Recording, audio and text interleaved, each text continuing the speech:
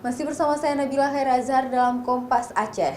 Saudara, untuk mengantisipasi penyebaran virus corona masuk ke Aceh, petugas kantor kesehatan pelabuhan Bandara Udara Sultan Iskandar Muda Belang Bintang Aceh Besar melakukan pengecekan kepada penumpang pesawat yang baru tiba dari luar negeri. Pengawasan penumpang dari luar negeri di Bandara Sultan Iskandar Muda Belang Bintang Aceh Besar ditingkatkan untuk mencegah virus corona masuk. Pengecekan suhu tubuh penumpang memakai alat thermoscanner.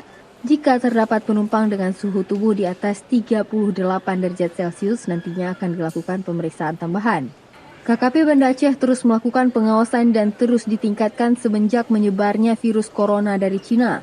Sehingga saat ini belum ada penumpang yang terdeteksi oleh petugas KKP bandara saat pengecekan suhu dilakukan. Jika terdapat penumpang dengan suhu tubuh di atas 38 derajat, nantinya akan dibawa ke ruang observasi untuk pemeriksaan lebih lanjut, serta akan dilakukan rujukan ke Rumah Sakit Daerah Zainal Abidin, Banda Aceh.